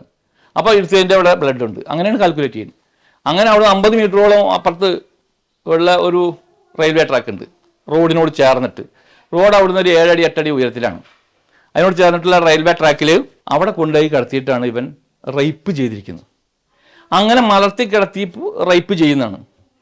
ആ റേപ്പ് ചെയ്യുന്നതിലാണ് ഇവന് ഈ കുട്ടിക്ക് ആസ്പിറേഷൻ ഉണ്ടായിരിക്കും. വായിലുള്ള ബ്ലഡും കാര്യങ്ങളൊക്കെ അതിൻ്റെ ലങ്സിലും മറ്റു ആന്തരിക അവയവങ്ങളിലും ഇറങ്ങിപ്പോയിട്ടുള്ളത്. അങ്ങനെ ഉണ്ടായിട്ടുള്ള ആസ്പിറേഷനാണ് കോസ് ഓഫ് ഡെത്ത് ആയിട്ട് ഡോക്ടർ പറയുന്നത്. ഈ കുട്ടി വീണാലും ചാടിയാലും അതുപോലെ തന്നെ തള്ളിയിട്ടാലും ഉണ്ടാകാവുന്ന ഊണ്ടുകളാണ്. പക്ഷെ ആ ട്രെയിനിൻ്റെ സ്പീഡിനനുസരിച്ച് ഇത്തരം പ്രായത്തിലുള്ള ഒരു കുട്ടിക്ക് ഗോവിന്ദസ്വാമി ചാടി പോയ പോലെ അതുപോലെ ഈസി ആയിട്ട് ചാടാവുന്നതാണ്. അങ്ങനെ ചാടുമ്പോൾ ഇത്തരം പരിക്കുകൾ ഉണ്ടാവില്ലെന്നും ഉണ്ടാകുവാണെങ്കിൽ ഇന്ന സ്ഥലങ്ങളിലൊക്കെ പരിക്കുകൾ ഉണ്ടായിരിക്കേണ്ടതാണെന്നും ഇത് ഇങ്ങനെ ഉണ്ടായ സംഭവമാണെന്നും നമ്മൾ കണ്ടെത്തുന്നു. എന്നെ ഉപദ്രവിച്ചു എന്ന് പറയാനോ, ഈ കുട്ടി അപകടം പറ്റിയ ആ സമയം മുതൽ മരിക്കുന്നവരെ അൺകോൺഷ്യസ് ആയിരുന്നു. മാത്രമല്ല ഈ കുട്ടിയും ഈ ഗോവിന്ദസ്വാമി മുൻ പരിചയക്കാരല്ല. മരണപ്പെട്ട സ്ഥലത്ത് നിന്ന് ഗോവിന്ദസ്വാമിയെ കണ്ട ഒരു സാക്ഷികളില്ല. മരിക്കുന്നതിന് മുമ്പോ മരിച്ചതിന് ശേഷമോ അല്ലെങ്കിൽ അപകടം പറ്റുന്നതിന് മുമ്പോ അല്ലെങ്കിൽ അപകടം പറ്റുന്നതിന് ശേഷമോ ഈ പ്രതിയും വിക്ടിമും തമ്മിൽ ഒരുമിച്ച് കണ്ടതായിട്ട് ആരുമില്ല. അത്തരത്തിലുള്ളൊരു കേസാണ്. ഈ ഗോവിന്ദസ്വാമി കസ്റ്റഡിയിലായത് മുതൽ എങ്ങനെയായിരുന്നു പെരുമാറ്റം? വയലന്റ് ആവുന്ന ആളൊന്ന് ഒതുക്കാൻ പോലും ഞങ്ങൾ പണിപ്പെട്ടു എന്നാണ് പറയുന്നത്. അല്ലാണ്ട് ഒതുക്കാൻ പറ്റായികയില്ല. അവനെ അതുപോലുള്ള പ്രതികളെ നമുക്ക് ഒതുക്കാൻ പറ്റായൊന്നുമില്ല. അപ്പോൾ ഒന്ന് പണി വെട്ടു, നമ്മളൊന്ന് വേർക്കേണ്ടി വരും. അപ്പോൾ അത്രയും അത് ഞാൻ പറയുന്നത് പണി വെട്ടുമെന്നോ വേർക്കേണ്ടി വരുമെന്നോ ഞാൻ പറയുന്നത് കാരണം അവൻ അത്രയും ആരോഗ്യവാനാണ് എന്നുള്ള കാര്യമാണ് ഞാൻ ഉദ്ദേശിക്കുന്നത്. അവൻ അത്രയും ബോൾഡാണ്, എന്തു ചെയ്യാൻ പ്രാപ്തനാണ് എന്ന് പറയുന്നത്. പിന്നെ കസ്റ്റഡിയിൽ നമ്മൾ ചോദിക്കുന്ന സമയത്ത് ഓപ്പൺ കോടതിയിൽ പറഞ്ഞ കാര്യമുണ്ട്, സാർ എന്നെ പോലീസിന് കസ്റ്റഡി കൊടുക്കുമ്പോൾ എൻ്റെ എക്സ്റേ എടുക്കണം മൊത്തം ബോഡി, തിരിച്ച് പോലീസ് തരുമ്പോഴും എക്സ്റേ എടുക്കണം എന്നൊരു കാര്യമാണ് പോലീസിനോട് അവൻ പറഞ്ഞത്, അല്ല കോടതിയിൽ അവൻ പറഞ്ഞത്. തിരിച്ച് നമ്മൾ 7 ദിവസമാണെന്നോ എൻ്റെ ഓർമ്മ, 7 ദിവസമോ 4 ദിവസമോ കഴിഞ്ഞ് തിരിച്ച് കോടതിയിൽ ഹാജരാക്കുന്ന സമയത്ത് കോടതിയിൽ പരാതി പറഞ്ഞു, എനിക്ക് ബിരിയാണി തന്നില്ല, എന്നെ ദേഹോപദ്രവം ഏൽപ്പിച്ചു എന്നൊക്കെയുള്ള കാര്യങ്ങളാണ് അവൻ പറഞ്ഞത്. അപ്പോൾ അവൻ എന്തും പറയും, എന്തും ചെയ്യും, എല്ലാ കാര്യങ്ങളും ചെയ്യും. കോടതിക്കകത്ത് ട്രയൽ നടന്നുകൊണ്ടിരിക്കുമ്പോൾ നമുക്കൊരു 100 സാക്ഷികളുണ്ടായിരുന്നു ഈ കേസിൽ. അപ്പോൾ ഞാൻ പ്രോസിക്യൂട്ടറുടെ കൂടെ ഇങ്ങനെ ഇരുന്നിട്ടാണ് കേസിനെ അസിസ്റ്റ് ചെയ്തിരിക്കുന്നത്. ഞാനും പ്രോസിക്യൂട്ടർ മാത്രമേ ഉള്ളൂ. ട്രയൽ നടന്നുകൊണ്ടിരിക്കുമ്പോൾ ഒരുപാട് ലേഡി വിറ്റ്നസ് ഉണ്ട് നമുക്ക്, ഡോക്ടർമാരായാലും ഒഫീഷ്യൽസ് ആയാലും പോലീസായാലും മറ്റ് സാഹചര്യ തെളിവുകളുടെ ഇതിലുള്ള മറ്റ് സാക്ഷികളായാലും ഒരുപാട് സാക്ഷികളുണ്ട്. അതിൽ നമ്മുടെ ഒരു ക്രൂഷ്യൽ വിറ്റ്നസ് ഉണ്ട് നമുക്ക്. ഈ ട്രെയിൻ പുറപ്പെടുന്ന എറണാകുളത്ത് നിന്ന് പുറപ്പെടുന്ന സമയത്ത് ആ ട്രെയിനിൻ്റെ ലാസ്റ്റ് കമ്പാർട്ട്മെൻറ്റിൽ ഒരു കൂപ്പുണ്ടല്ലോ, അപ്പോൾ ആ വനിതാ കമ്പാർട്ട്മെൻറ്റിൽ ആ സാക്ഷിയും അവരുടെ കുടുംബവും ആ കൂപ്പയിൽ ഇരിക്കുകയായിരുന്നു. അപ്പോൾ എറണാകുളം ടൗണിൽ റെയിൽവേ സ്റ്റേഷനിൽ ട്രെയിൻ നിൽക്കുന്നു, നമ്മുടെ വിക്ടിം ആ ട്രെയിനിൽ കയറിയിട്ടില്ല ആ സമയത്ത്. അപ്പോൾ ഈ ഗോവിന്ദസ്വാമി എറണാകുളം ടൗൺ റെയിൽവേ സ്റ്റേഷനിലുണ്ട്. ഈ കൂപ്പയുടെ കമ്പി പിടിച്ചിട്ട്, ജനലിൻ്റെ കമ്പി പിടിച്ചിട്ട് ഈ കൂപ്പയിലേക്ക് നോക്കിയിട്ട് വളരെ രൂക്ഷമായിട്ട് ഈ സ്ത്രീയെ നോക്കിക്കൊണ്ടിരിക്കുക. ആ സ്ത്രീ പറയുന്നത്, ഉമ്മ അങ്ങോട്ട് നോക്കി, ആ ചങ്ങ ഇന്നെ നോക്കി വല്ലാത്തൊരു നോട്ടം നോക്കി എന്നൊരു വാക്കാണ് ആ സ്ത്രീ. നമ്മുടെ മൊഴികളിലൊക്കെ ആ പറഞ്ഞ വാക്കുകളൊക്കെ അങ്ങനെയാണ് നമ്മൾ രേഖപ്പെടുത്തിയിരിക്കുന്നത്. നോക്കി, നീ അങ്ങോട്ട് നോക്കണ്ട, അങ്ങോട്ട് പോലെ ഇങ്ങോട്ട് നോക്കിക്കോ എന്ന് പറഞ്ഞു. അപ്പോൾ ഗോവിന്ദസ്വാമി ആ കുട്ടിയെ രൂക്ഷമായി നോക്കുകയാണ്. ആ മൊഴി അതുപോലെ ആ കുട്ടി കോടതിയിലും പറഞ്ഞിട്ടുണ്ട്. പിന്നെ ട്രെയിൻ എടുക്കുന്നതിൻ്റെ കുറച്ച് മുമ്പ് ഈ കൂപ്പയിൽ നമ്മുടെ വിക്ടിം വന്ന് കയറുകയാണ്. അങ്ങനെ ഇവരുടെ കൂടെ യാത്ര ചെയ്യാണ്. വെള്ളത്തോൾ നഗർ റെയിൽവേ സ്റ്റേഷന് തൊട്ട് മുമ്പുള്ള മുള്ളൂർക്കര റെയിൽവേ സ്റ്റേഷൻ വരെ ആ കുടുംബത്തോടൊപ്പം നമ്മുടെ വിക്ടിം യാത്ര ചെയ്യാണ്. പിന്നെ ഗോവിന്ദസ്വാമിനെ കാണുന്നില്ല, ആരും കണ്ടവരില്ല, അവിടെ വെച്ച് മാത്രമേ കണ്ടവരുള്ളൂ. പിന്നെ അതിന് ശേഷം ട്രെയിനിൻ്റെ ഉള്ളിൽ വെച്ചിട്ട് വേറൊരാൾ കണ്ടിട്ടുണ്ട്, ഒരു സാക്ഷി കൂടി കണ്ടിട്ടുണ്ട്. മുള്ളൂർക്കര റെയിൽവേ സ്റ്റേഷനിൽ എത്തിയപ്പോൾ ആ വിക്ടിം ആ ഫാമിലി ഇറങ്ങി അങ്ങ് പോവുകയാണ്. അപ്പോൾ ഈ കുട്ടി ഒറ്റയ്ക്കായി.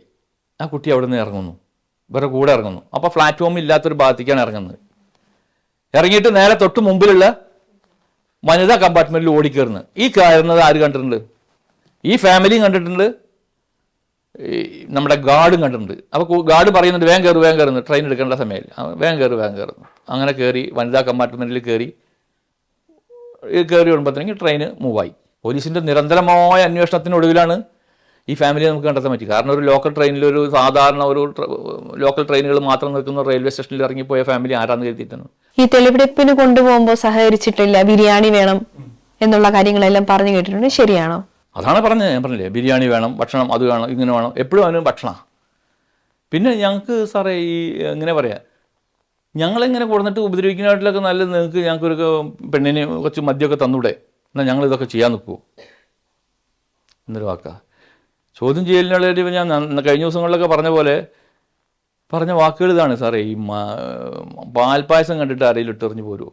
വളരെ കുറ്റബോധമില്ലാത്ത, വളരെ ബ്രൂട്ടലായി കൃത്യങ്ങൾ ചെയ്യുന്ന ഒരു ഹാബിച്വൽ ഒഫൻഡറാണ് അവൻ.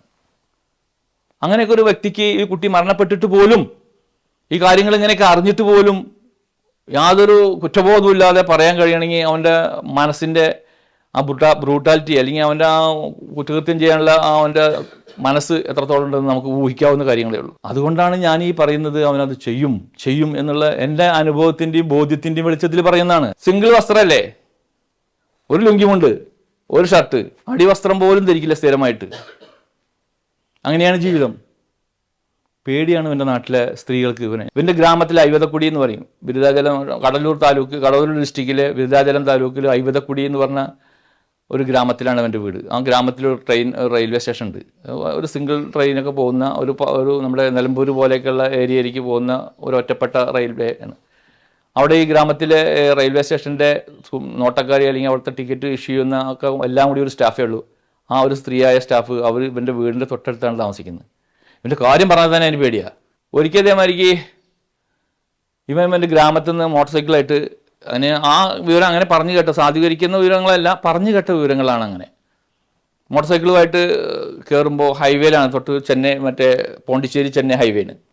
ആ ഹൈവേയിലേക്ക് വണ്ടി നിയന്ത്രണം വിട്ട് പിന്നെ മോട്ടോർ സൈക്കിൾ പോയപ്പോൾ നിയന്ത്രണം വിട്ട് ഹൈവേ കയറിയ പിന്നെ വണ്ടി ലോറി ഇടിച്ച് അങ്ങ് പോവില്ലേ, ഇവൻ പെട്ടെന്ന് നിയന്ത്രണം വിട്ടപ്പോൾ മോട്ടോർ സൈക്കിളിൻ്റെ ഉള്ളിൽ കൈയിട്ടു ഫ്രണ്ട്. അപ്പോൾ അവൻ്റെ മനസ്സിൻ്റെ ഇതാണ് ഞാൻ പറയുന്നത്.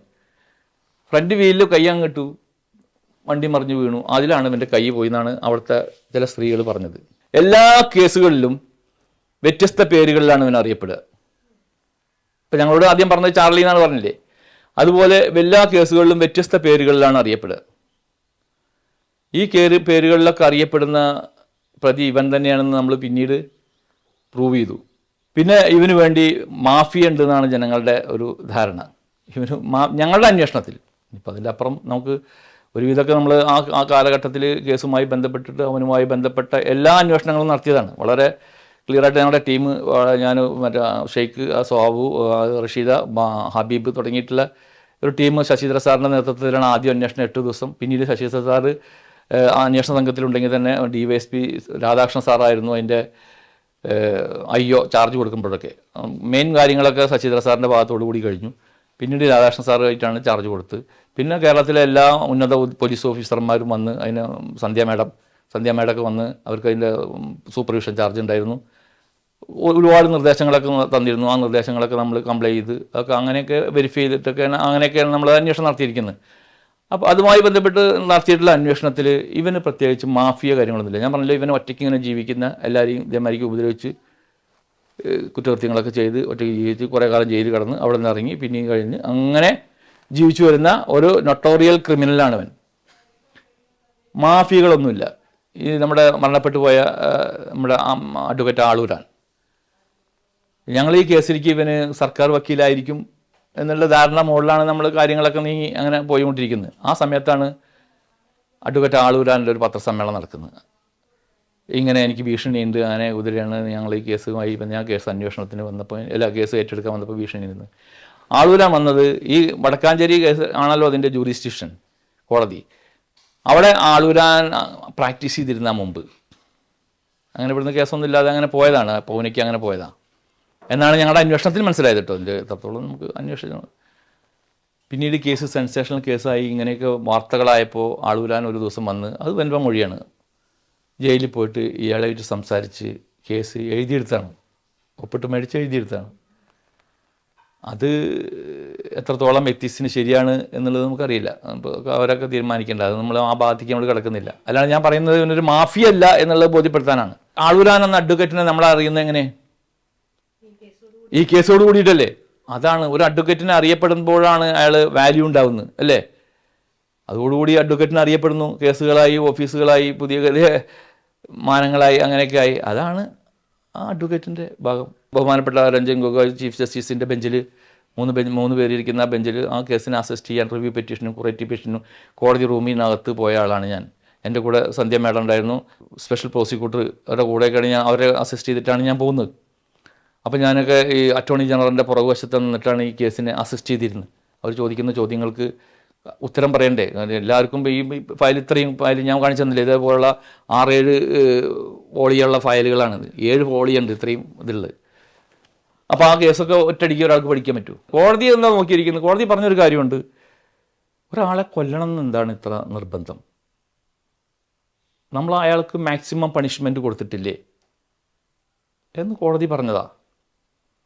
ഈ എക്സ്ട്രാ ജുഡീഷ്യൽ കൺഫെഷൻ എന്നൊക്കെ എടുത്തു കളഞ്ഞു. പിന്നെ രണ്ടാമത് ഇതിൻ്റെ വൂൾഡിനെ കുറിച്ച് ഞാൻ നേരത്തെ പറഞ്ഞല്ലോ, പ്രതിക്ക് ഇങ്ങനെ മരത്തി കടത്തി മറ്റേ റേപ്പ് ചെയ്യുമ്പോൾ ആസ്പിറേഷൻ ഉണ്ടായി കുട്ടി മരണപ്പെടും എന്നുള്ള ഒരു മെഡിക്കൽ നോളജ് പ്രതിക്കില്ല. അതാണ്. പിന്നെ മൂന്നാമത് മറ്റൊരു കാര്യം, അതിൻ്റെ ഞാൻ ഈ പൊതുജനങ്ങളോട് പറഞ്ഞത് തള്ളിപ്പോകാനിടയായ സാഹചര്യമാണ് പറഞ്ഞത്. ക്യാപിറ്റൽ പണിഷ്മെൻറ്റ് എന്തുകൊണ്ട് പോയി എന്നുള്ളതിൻ്റെ കാര്യമാണ് പറഞ്ഞത്. മൂന്നാമത് പറയാനുള്ള കാരണം, ഈ ചാടി എന്ന് പറയുന്ന അൺനോൺ പേഴ്സൺ അങ്ങനെ നിങ്ങളുടെ സാക്ഷി പറയുന്നുണ്ട്. ആ സാക്ഷി അങ്ങനെ പറയാനുണ്ടായ കാരണം എന്താണെന്ന് വെച്ച് കഴിഞ്ഞാൽ, അയാൾ ഈ മറ്റാൾ രക്ഷപ്പെട്ടു പോവുകയാണ്, അയാൾക്ക് അത് വണ്ടി നിർത്താൻ പാടില്ല. അങ്ങനെ നമ്മൾ ഈ ട്രയൽ കോടതിയിലും ഹൈക്കോടതിയിലും കണ്ടെത്താൻ പറ്റാത്ത ആ അൺനോൺ പേഴ്സൻ്റെ ഇൻറ്റൻഷൻ നമ്മൾ പ്രൂവ് ചെയ്യേണ്ടതുണ്ട്. സുപ്രീം കോടതിയിൽ വന്നപ്പോൾ അത് പറയാൻ പറ്റിയിട്ടില്ല. സുപ്രീം കോടതിയിൽ ഈ കേസിനെ പ്രോസിക്യൂഷൻ എസ്റ്റേറ്റിനെ അസിസ്റ്റ് ചെയ്യാൻ വേണ്ടി അന്ന് ഒരു സ്റ്റാൻഡിംഗ് കൗൺസിലുണ്ട്, ജോബീസ് അറിയാൻ സ്റ്റാൻഡിംഗ് കൗൺസിലുമായി ഞങ്ങൾ നിരന്തരം ഈ കേസുമായി ബന്ധപ്പെട്ട് സംസാരിച്ചുകൊണ്ടിരിക്കും. സ്വാഭാവികമായിട്ടും ഈ സ്റ്റാൻഡിംഗ് കൗൺസിലൊക്കെ സർക്കാരിൻ്റെ നോമിനികളെല്ലാവരും. പുതിയ സർക്കാർ വന്നു, സ്വാഭാവികമായിട്ടും സ്റ്റാൻഡിംഗ് കൗൺസിൽ മാറി. ഈ കേസ് ലിസ്റ്റ് ഔട്ട് ചെയ്യുകയും ചെയ്തു. ഞങ്ങളിതൊന്നും അറിയുന്നില്ല. പുതിയ സ്റ്റാൻഡിംഗ് കൗൺസിൽ വെച്ചതും അറിഞ്ഞിട്ടില്ല. പുതിയ സ്റ്റാൻഡിംഗ് കൗൺസിൽ ഞങ്ങളുമായിട്ട് ബന്ധപ്പെടുകയുണ്ടായിട്ടില്ല. കേസ് ലിസ്റ്റ് ഔട്ട് ചെയ്തപ്പോൾ ജഡ്ജ്മെൻറ്റ് വന്നതിന് ശേഷമാണ് ഞങ്ങൾ അറിയുന്നത്. അജ്ഞതയാണ് ഈ കേസ് തള്ളിപ്പോകാൻ കാരണം എന്നൊക്കെ പറഞ്ഞു. നമ്മളൊരു കേസ് ഫയൽ ഞാൻ ഈ ചാർജൊക്കെ എഴുതി തയ്യാറാക്കുമ്പോൾ ഞാൻ ഒറ്റയ്ക്ക് ഞാനത് ടൈപ്പ് ചെയ്തുണ്ടാക്കി മലയാളത്തിൽ ടൈപ്പ് ചെയ്യുന്നതൊക്കെ ഇംഗ്ലീഷിൽ മലയാളത്തിൽ 100 ആൾ ഞാനേ ടൈപ്പ് ചെയ്യുന്ന ആളുകൾ ക്ലറിക്കൽ ഡ്യൂട്ടി എനിക്കുള്ളൂ, അല്ലെങ്കിൽ അതുപോലുള്ള ഡ്യൂട്ടിയുള്ളൂ. ഇതൊക്കെ വെരിഫൈ ചെയ്യുന്നു, ഒപ്പിടുന്നു, ഇതിൻ്റെ എല്ലാ കാര്യങ്ങളും അന്വേഷണ ഉദ്യോഗസ്ഥനാണ്, അവരാണ് ചെയ്യുന്നത്. ഞാൻ അവരെ അസിസ്റ്റ് ചെയ്യാനുള്ള ആളുകൾ മാത്രമേ ഉള്ളൂ. മാത്രമല്ല ഇതൊക്കെ ലീഗൽ ഒപ്പീനിയനൊക്കെ മേടിച്ചിട്ടാണ് നമ്മൾ ചാർജ് കൊടുക്കുന്നത്. സ്പെഷ്യൽ പ്രോസിക്യൂട്ടറും അതുപോലുള്ള പ്രോസിക്യൂട്ടർമാരും നിരവധി തവണ പരിശോധിച്ച്, ഉന്നത ഉദ്യോഗസ്ഥർ അതിൻ്റെ CD ഫയലും അതിൻ്റെ ചാർജൊക്കെ നിരവധി തവണ പരിശോധിച്ചതിന് ശേഷമാണ് ഇത്രയും സെൻസേഷണലായ കേസുകളൊക്കെ നമ്മൾ ചാർജ് കുറ്റപത്രം സമർപ്പിക്കുന്നത്. അത് കാലതാമസമില്ലാതെ 3 മാസത്തിൻ്റെ ഉള്ളിൽ നിർത്തിയിട്ട് നമുക്കത് വളരെ സ്പീഡായിട്ട് നടത്താൻ പറ്റി എന്നുള്ളതാണ് ഈ കാര്യത്തിൽ. ഇതിലൊരു വീഴ്ച ആരെങ്കിലും ഭാഗത്തു നിന്നുണ്ടായിട്ടില്ല. ഇതുണ്ടാവാനുള്ള സാഹചര്യം ഇങ്ങനത്തെ ഒരു കേസാണിത്. അപ്പോൾ അന്ന് അത് കോടതി കേട്ടിരുന്ന കോടതി ഉണ്ടല്ലോ, ജസ്റ്റിസ് രഞ്ജൻ ഗോഗോയുടെ നേതൃത്വത്തിലുള്ള ആ കോടതി, അതിൻ്റെ ബാക്കി 2 ജസ്റ്റിസുമാരുടെ, ബഹുമാനപ്പെട്ട ജസ്റ്റിസുമാരുടെ പേരുകൾ ഞാൻ മറന്നുപോയി. അവരൊരു ജഡ്ജ്മെൻ്റ് ഉണ്ട്, അതിൻ്റെ സൈറ്റേഷൻ, അത് നമ്മളത് അതിന് വെച്ചിട്ടുണ്ടായിരുന്നു. ഇന്ന കാലത്ത് ഇന്ന പോലെ അവർ വിധിച്ചൊരു കേസിൻ്റെ ഒരു വിധിയുണ്ട്. അത് ഇതുപോലൊരു കേസാണ്. ആ കേസിൽ മറ്റേ 302 കണ്ടിട്ടുണ്ട് എന്ന് പറഞ്ഞാൽ കൊലപാതകം കണ്ട് അതിന് കൊലപാതകത്തിന് ശിക്ഷ കൊടുത്തിട്ടുണ്ട്. ഇതേ കേട്ടിട്ടുള്ള റിവ്യൂ കേട്ടിട്ടുള്ള അല്ലെങ്കിൽ അപ്പീൽ കേട്ടിട്ടുള്ള ആ കോടതി ജഡ്ജിമാരുടെ അത് നമ്മൾ സൈറ്റ് ചെയ്തു, പറഞ്ഞു ഇന്നൊരു വിധിയില്ലേ ഇന്ന പോലെ. അതെന്ന് പറഞ്ഞു കഴിഞ്ഞാൽ അതൊരു പെൺകുട്ടിയുടെ പുറകെ പ്രതി ഓടി, പെൺകുട്ടി ബിൽഡിങ്ങിൻ്റെ മുകളിൽ നിന്ന് എടുത്ത് വെച്ചു ചാടി, ആ കുട്ടി മരിച്ചു. അത് കൊലപാതകമായിട്ട് കണ്ടിട്ടുണ്ട്. ഇതേ ജഡ്ജിൻ്റെ ബെഞ്ച് തന്നെയാണ് കണ്ടിരിക്കുന്നത്. അത് നമ്മൾ സൈറ്റ് ചെയ്തു.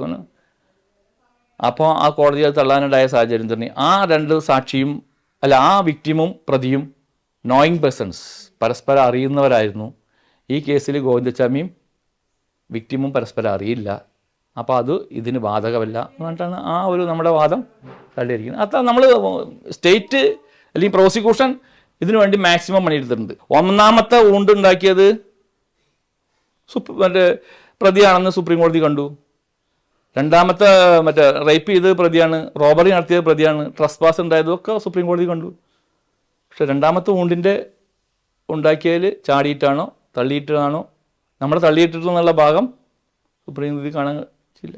അതിനുള്ള റീസൺസ് ഒക്കെ ഞാൻ നേരത്തെ പറഞ്ഞല്ലോ, അതാണ്. സാർ ആദ്യം തന്നെ പറഞ്ഞിട്ടുണ്ടായിരുന്നു തെളിവെടുപ്പിന് കൊണ്ടുപോകുമ്പോൾ ബിരിയാണി വേണമെന്ന് പറഞ്ഞിട്ടുണ്ടായിരുന്നു. ജയിലിൽ ബിരിയാണിക്ക് വേണ്ടി നിരാഹാരം കിടന്നിട്ടുണ്ടെന്ന് കേട്ടിട്ടുണ്ട്. അങ്ങനെ ഒരു വ്യക്തി ഭക്ഷണം പോലും ഉപേക്ഷിച്ച് നിരാഹാരം കിടന്നുമൊക്കെ ഇത്രയും മെലിഞ്ഞ് ഒരു ജയിൽ ചാട്ടത്തിന് മുതിരെയാണ്. സിസ്റ്റത്തിന്റെ പിഴവെന്ന് പലപ്പോഴും നമ്മൾ ഇപ്പോഴും പറയുന്നുണ്ട്. പക്ഷേ ഇതിന് ഇയാൾക്ക് എന്തെങ്കിലും തരത്തിലൊരു സഹായമോ അല്ലെങ്കിൽ പുറത്തുനിന്നൊരു സഹായമോ ജയിലിനകത്തുനിന്നൊരു സഹായമോ കിട്ടിയിട്ടുണ്ടെന്ന് കരുതിക്കൂടെ? ജയിലിനകത്ത് സഹായിക്കാനുള്ള ആളുകൾ എന്ന് പറഞ്ഞു കഴിഞ്ഞാൽ ഇപ്പോൾ അവിടുത്തെ അന്തേവാസികളും സ്റ്റാഫും അല്ലേ. എൻ്റെ ഒരു നിഗമനത്തിൽ നമ്മുടെ കേരളത്തിൻ്റെ പശ്ചാത്തലം വെച്ച് ഇത്തരത്തിലുള്ള ഒരു നൊട്ടോറിയൽ ക്രിമിനലിന് നമ്മുടെ ജീവനക്കാരും ഏതെങ്കിലും വിധത്തിലുള്ള സഹായങ്ങൾ ചെയ്യുമെന്ന് ഞാൻ സ്വപ്നത്തിൽ പോലും വിചാരിക്കുന്നില്ല. ഇനി എന്തെങ്കിലും അത്രയും ഇതേ കാറ്റഗറിയിലുള്ള ആരെങ്കിലും സർവീസിലുണ്ടെങ്കിൽ നമുക്ക് പറയാൻ പറ്റില്ല. അല്ലാതെയുള്ള സാധാരണ ബുദ്ധിയുള്ള നമ്മുടെ മലയാളികളാരും നമ്മുടെ കേരളത്തിൽ അവനൊരു സപ്പോർട്ട് ചെയ്യില്ല. അവനൊരു പ്രത്യേക ക്യാരക്ടറാണ്. ഇപ്പോൾ ആരോഗ്യം നേരത്തെ പറഞ്ഞു, അവൻ്റെ മൊഴി ഉണ്ടായിരുന്നു 6 മാസമല്ലേ ജയിൽ ചാടിയ ശിക്ഷയുള്ളൂ. അതെ, ജയിൽ ചാടിയ 6 മാസമേ ശിക്ഷയുള്ളൂ. അപ്പോൾ പിന്നെ ഒന്ന് ജയിൽ ചാടി നോക്കാം, രക്ഷപ്പെട്ട എന്തായാലും അവൻ തമിഴ്നാട് കേരളം വിട്ടു പോയിരുന്നെങ്കിൽ നമുക്ക് കുറച്ച് ഉഷ്ണിക്കേണ്ടി വന്നേനെ പിടിക്കാൻ. കേരളം വിട്ടു പോയിരുന്നെങ്കിൽ, കാരണം ഒരു ഫുൾ സ്ലീവ് ഷർട്ടോ അല്ലെങ്കിൽ നേരത്തെ അവൻ കൊണ്ടു നടക്കുമ്പോൾ കൈ ഇതിൽ വെച്ചിട്ട് പോയിരുന്നില്ല. കാരണം പഠിച്ചവനല്ലേ ഞാൻ. അങ്ങനെയൊക്കെ പോയി എവിടെയെങ്കിലും അങ്ങ് പോയി കഴിഞ്ഞാൽ ആരും ഇപ്പോൾ ശ്രദ്ധിക്കാൻ പോകുന്നില്ല. ഇപ്പം നമ്മുടെ കേരളത്തിൽ തന്നെ ചിലവർ തന്നെ ഇത് അറിയണ തന്നെയല്ല ചിലവരാളുകൾ. പക്ഷെ എന്നാൽ എല്ലാവരും അറിഞ്ഞിട്ടുള്ള ആളുകളാണ്. അപ്പം നമ്മൾ ശ്രദ്ധിക്കും. മലയാളിയെ പോലെയല്ല പുറത്ത് ഏതെങ്കിലും സിറ്റിയിലോ ഈ പറഞ്ഞ മാതിരി കമ്മത്തൊക്കെ പോയി കഴിഞ്ഞാൽ അവന് ഏതെങ്കിലും അങ്ങ് ഉള്ളിലേക്ക് പോയി ഒരാളും ശ്രദ്ധിക്കാൻ പോകുന്നില്ല. വിചാരണ കോടതി വധശിക്ഷയ്ക്ക് വിധിക്കുന്നു, ഹൈക്കോടതി അത് ശരിവെക്കുന്നു, സുപ്രീം കോടതിയിലേക്ക് പോകുന്നു. ഈ ഘട്ടങ്ങളിലെല്ലാം കൂടെ ഉണ്ടായിരുന്ന ഒരാളാണ്. ഈ വധശിക്ഷ സുപ്രീം കോടതിയും അംഗീകരിക്കുമെന്ന് തന്നെയാണോ പ്രതീക്ഷിച്ചിരുന്നത്? തീർച്ചയായിട്ടും. ഞാൻ ജോബി സ്കറിയുമായി അന്നത്തെ സ്റ്റാൻഡിംഗ് കൗൺസിലുമായി സംസാരിക്കുമ്പോൾ ഞങ്ങളുടെയൊക്കെ പൂർണ്ണ ഉറപ്പതാണ്. കാരണം അത് ഇന്ന പോലുള്ള നമുക്കറിയാലോ, ഇത് ദൃക്സാക്ഷിയില്ല, ഇത് ഇന്നെന്താ അതിൻ്റെ എവിഡൻസുകൾ അത് പോയിന്റ് ചെയ്ത് പറയണം. ഞാൻ ഹൈക്കോടതിയിൽ ബഹുമാനപ്പെട്ട കമാൽ പാഷയുടെ ബെഞ്ചിലായിരുന്നു, ആ 3 പേരുള്ള ബെഞ്ചിലായിരുന്നു. അപ്പം ഞാൻ പ്രോസിക്യൂട്ടർ സഹായിക്കാൻ വേണ്ടി അപ്പോഴും ഞാൻ പോയിരുന്നു പറഞ്ഞില്ലേ. ആദ്യമൊക്കെ ഞാൻ പ്രോസിക്യൂട്ടർ ഫ്രണ്ടിലിരിക്കുമ്പോൾ ഞാൻ ഏറ്റവും പുറകിലെ ബെഞ്ചിലായിരിക്കുന്നത്. അപ്പോൾ ബഹുമാനപ്പെട്ട കമാൽ പാഷ ആ പോലീസ് ഓഫീസറെ ഇവിടെ വന്ന് ഒപ്പരുത്തോളം പറഞ്ഞു. അങ്ങനെ പ്രോസിക്യൂട്ടറെ കൂടെ ഇരുത്തിയത്. ഓരോ ഭാഗങ്ങളും ഡിഫൻസാണ് അതിൻ്റെ ഡെപ്പോസിഷൻ വായിക്കുന്നതും എവിഡൻസ് അവർ പറയുന്നത്. അപ്പോൾ അതിനെ നമ്മൾ ആർഗ്യൂ ചെയ്ത് നമ്മൾ റെസിസ്റ്റ് ചെയ്യുന്നുണ്ട്. അപ്പോൾ അതൊക്കെ നമ്മൾ കോടതിയെ ബോധ്യപ്പെടുത്തുന്നത് ഞാൻ എൻ്റെ ലാപ്ടോപ്പിൽ ഈ പിക്ചറുകളൊക്കെ ഉണ്ട്. ഈ കുട്ടിയുടെ മൃഗീയമായിട്ടുള്ള അവൻ്റെ ഊണ്ടുകളും ഏൽപ്പിച്ച പരിക്കുകളും അതിൻ്റെ vaginal ഊണ്ടുകളുണ്ട്, fresh ഊണ്ട്, tear 2, 3, 7 o'clock 4 o'clock അങ്ങനെയുള്ള ഊണ്ടുകളുണ്ട് കുട്ടിക്ക്, ടിയറാ. അതൊക്കെ നമ്മൾ ശരിക്കും ലാപ്ടോപ്പിൽ ഫോട്ടോ കോടതിയെ കാണിച്ചിട്ട് കോടതിയെ ബോധ്യപ്പെടുത്തുന്നത്. അങ്ങനെ ക്ലിയറാക്കി ബോധ്യപ്പെടുത്തുകയാണ്. നമുക്ക് ഈ ഒരു സംഭവം എവിഡൻസ് ഇല്ലാത്ത, അല്ലെങ്കിൽ ദൃക്സാക്ഷി പറയാനില്ലാത്ത, അല്ലെങ്കിൽ വിക്ടിമിന് പറയാൻ പറ്റാത്ത ഒരു കേസിനെ നമ്മൾ കോടതിയെ ബോധ്യപ്പെടുത്തുമ്പോൾ ഇത്രയും കാര്യങ്ങളൊക്കെ ചെയ്തിട്ട് വേണം ബോധ്യപ്പെടുത്താൻ. സുപ്രീം കോടതിയിൽ അതിൻ്റെ അപ്പീൽ ആർഗ്യുമെൻറ്റിൽ ആർഗ്യുമെൻ്റൊക്കെ നമുക്ക് ഇവിടെ ഉണ്ട്, ഇത്രയും പേജുകളുള്ള ജഡ്ജ്മെൻ്റ് ഉണ്ടായിരുന്നു. സുപ്രീം കോടതിയിൽ വളരെ 9 പേജായിട്ട് എല്ലാം ശരിവെച്ചു. 376, 447, 394 റെഡ് വിത്ത് 397 എല്ലാം ശരിവെച്ചു. 302 ഡിലീറ്റ് ചെയ്ത് പകരം 325 ആഡ് ചെയ്തു, IPC ആഡ് ചെയ്തു. 325 ഞാൻ നേരത്തെ പറഞ്ഞ ഫസ്റ്റ് ഊണ്ടുണ്ടാക്കിയത് 325 ആയിട്ട് ആഡ് ചെയ്തിട്ട് അതിനൊരു 7 years വേറെ കൊടുത്തു. അപ്പോൾ കോടതി പറഞ്ഞു അവന് ലൈഫ് കൊടുത്തിട്ടുണ്ട്, മാക്സിമം പണിഷ്മെൻറ്റ് കൊടുത്തിട്ടുണ്ട്. സുപ്രീം കോടതി ഒരു വിധി വരുമ്പോൾ അത് ആ രാജ്യത്തിനൊരു നയമായിട്ട് വരുന്നു, ശരിയല്ലേ? അപ്പോൾ ഈ കേസ് ഗോവിന്ദസ്വാമിയുടെയും ഈ പറഞ്ഞ പെൺകുട്ടിയുടെയും കേസ് അടുത്തൊരു ഇതേപോലുള്ള സംഭവത്തിന് സൈറ്റ് ചെയ്യും. അപ്പോൾ അതിനെ ബാധിക്കും. അതുകൊണ്ടാണ് നമ്മൾ സ്റ്റേറ്റ് ഇത് ബാധിക്കുന്നതും കുട്ടിപ്പിന് മറ്റൊരു കേസിലേക്കും കൂടി ഇത് വരാതിരിക്കണം എന്ന് പറയാൻ. അതിനാണ് നമ്മളിത് അതിൻ്റെ 300ൻ്റെ ഏതെങ്കിലും ഒരു ഭാഗം കൂടി കോട്ട് ചെയ്തിട്ട് അതിനുള്ള പണിഷ്മെൻറ്റ് കൊടുക്കണം. അങ്ങനെ വരുമ്പോൾ ഇവൻ പ്രീവിയസ് കൺവിഷനുള്ള ആളാണ്. അപ്പോൾ ആ 300ൻ്റെ അല്ലെങ്കിൽ 302ൻ്റെ ഏതെങ്കിലും ഒരു 302 വരുമ്പോൾ 304 302 അങ്ങനെയുള്ള ഏതെങ്കിലും ഭാഗങ്ങൾ വരുമ്പോൾ ഇവന് ക്യാപിറ്റൽ കൊടുക്കണം. കാരണം ഇവന് പ്രീവിയസ് കൺവിഷൻ ഉണ്ട്, മുൻ കുറ്റവാളി, നിരവധി കേസുകളിൽ ശിക്ഷിക്കപ്പെട്ടുള്ള ആളുകളാണ്. അപ്പോൾ ആ 300 ആളിൻ്റെ എല്ലാ ഭാഗങ്ങളും എടുത്തു കളഞ്ഞു. കോടതി ചോദിച്ചത് എത്രയാണ്, എന്താണ് ഇപ്പോൾ അവനെ തൂക്കിക്കൊല്ലണം എന്നത്ര നിർബന്ധം? അവന് മാക്സിമം പണിഷ്മെൻറ്റ് കൊടുത്തില്ലേ, ലൈഫ് ടൈം. വികാരപരമായിട്ട് അവനെ കൊല്ലണം എന്നൊക്കെ പറഞ്ഞെങ്കിൽ നമ്മുടെ നിയമങ്ങൾ എങ്ങനെയാണോ അതല്ലേ നമുക്ക് പാലിക്കാൻ പറ്റും. രാജ്യത്തിനൊരു നിയമമല്ലേ. ഇനിയും ഒരു ചാട്ടം കൂടി നമുക്ക് പ്രതീക്ഷിച്ചൂടെ? ഇനി ചാടണമെങ്കിൽ അത് നമ്മുടെ സിസ്റ്റത്തിൻ്റെ തോൽവിയായിരിക്കും. അതാണ് എനിക്ക് പറയാം. ഇനി ചാടുക ഇപ്പം നമുക്കൊരു അറിവില്ലായ്മ കൊണ്ട് അല്ലെങ്കിൽ നമ്മുടെ ഒരു ശ്രദ്ധക്കമ്മി കൊണ്ട് എന്ന് പറയും. നമ്മുടെ ചില പ്രതികൾ നമ്മളോട് പറയുന്നത് ശ്രദ്ധക്കമ്മി, അവൻ്റെ ശ്രദ്ധക്കമ്മി ഞങ്ങൾ മുതലെടുത്താണ് സാർ.